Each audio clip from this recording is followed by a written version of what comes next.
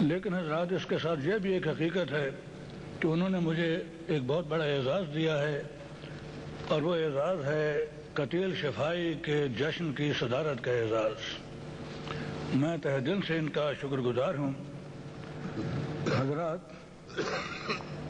یہ اگرچہ ایک حقیقت ہے کہ ایک انٹرنیشنل ریپوٹیشن، ایک عالمی شہرت کے شاعر قتیل شفائی کے جشن کا اعزاز حق بحقدار رسید کی ایک بہت عمدہ علامت ہے، بڑی خوبصورت تصویر ہے یہ، لیکن یہ بھی ایک حقیقت ہے کہ اس بات کی اہمیت یہاں ختم نہیں ہو جاتی بلکہ یہاں سے شروع ہوتی ہے۔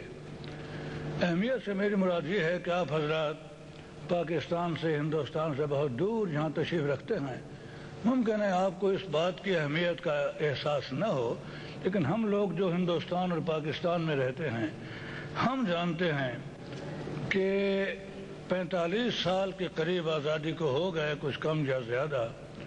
ہمارے سیاسی رہنما ہندوستان کے بھی اور پاکستان کے بھی ہمارے عوام کے مسائل کو ابھی تک حل نہیں کر سکے، اور پاکستان اور ہندوستان کے مسائل کو بھی ابھی تک حل نہیں کر سکے۔ کاش ان میں سے کوئی یہاں ہوتے اور دیکھتے کہ دونوں ملکوں کے شعراء، اہل قلم حضرات، ادیب، نثر نگار، دانشور کس طرح ایک دوسرے کے لیے دلوں میں محبت رکھتے ہیں۔ کاش وہ لوگ اس بات کا کچھ احساس کرتے اور اپنے اپنے ملک کے عوام کا مسئلہ حل کرتے اور دونوں ملکوں کے جو باہمی مسائل ہیں ان کا مسئلہ حل کرتے۔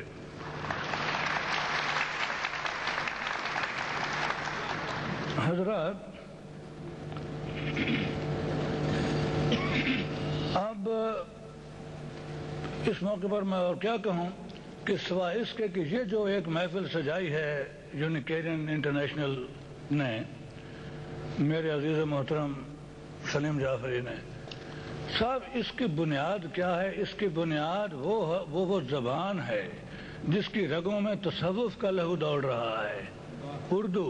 میں یہ خاکسار اردو کو زبان نہیں کہتا، میں اردو کو ایک تہذیب کہتا ہوں۔ یہ ایک تہذیب ہے اور یہ ایک نسخہ کیمیا ہے دلوں کو ملانے کا۔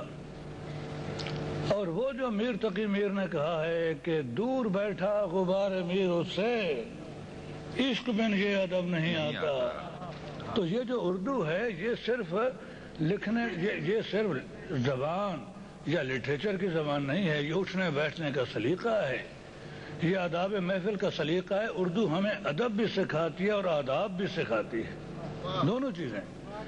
اور یہ مشاعروں کا، میں بیٹھنے کا طریقہ، شعر سننے کا، اٹھنے بیٹھنے کا، کیا کچھ نہیں سکھاتی ہمیں اردو۔ یہ اس اردو کے طفیل ہی سب کچھ ہو رہا ہے۔ یہ ہماری بھی زبان ہے، آپ کی بھی زبان ہے، اور ہندوستان اور پاکستان کی بھی زبان ہے، اور ہمارے اتحاد کی بنیاد، جس کو وہ کیا مکان میں جو سنگ بنیاد رکھتے ہیں آپ کیا کہتے ہیں، یہ وہ چیز ہے۔ اور آج جناب ایک بہت بڑے شاعر کا جشن منایا جا رہا ہے۔ میں نے ابھی عرض کیا کہ حق بحقدار رسید کی بات ہے، اور اگر میں اس شاعر کے کلام کے محاسن بیان کرنے لگوں تو پھر آپ کہیں گے یہ کون حائل ہو گیا مشاعرے کے اور آپ کے درمیان۔ تو میں نے جو کچھ خطبہ صدارت کے طور پر لکھا وہ آپ کو سووینئر میں نظر آ جائے گا۔ اس شاعر کے محاسن، کلام کے محاسن کا بیان کرنے کا یہ محل نہیں ہے۔ آپ بھی جانتے ہیں، میں بھی جانتا ہوں کہ صنف نے اس نے نغمہ سرائی نہیں کی۔ وہ بہور، وہ اوزان جو کل تک متروک ہو چکے تھے، اور جس میں اساتذہ کی کوئی ایک غزل ملتی ہے، کسی کی 2 غزلیں ملتی ہیں، ان بحروں میں ان کا کلام موجود ہے، گیت ہے، نغمہ ہے، سب۔ قتیل شفائی کی بات کر رہا ہوں تو میں جناب آپ کے اور مشاعرے کے درمیان حائل نہیں ہونا چاہتا، اور میں گزارش کروں گا اپنے عزیز و محترم سے، یا صدر ہوں تو فرمائش کروں گا، حکم دیجیے، جیتے رہیے۔ تو میں آپ سے اجازت لیتا ہوں، مجھے جو کچھ کہنا تھا میں نے کہہ دیا۔ میرا خیال ہے کہ اب اس میں زیادہ اضافے کی گنجائش نہیں ہے۔ خدا آپ کو خوش رکھے، اور میں دعا کرتا ہوں وہاں جانے سے پہلے کہ یہ محفلیں اللہ کرے، خدا کرے ہمیشہ قائم رہیں۔ یہ نشست، وہ حفیظ صاحب کا ایک بڑی لمبی نظم ایک مصرع ہے کہ نشست یہ جمی رہے۔ میں تو یہ کہتا ہوں کہ یہ نشست جمی رہیں، اور ہندوستان اور پاکستان کے تعلقات میں ایسی دوستی ہو کہ لوگ کہیں گے یہ قالب تو 2 ہیں لیکن جان ایک ہے۔ یک جان و دو کالے والی بات ہو جائے. خدا آپ کو خوش رکھے. میں آپ کا شکریہ ادا کرتا ہوں ایک بار پھر.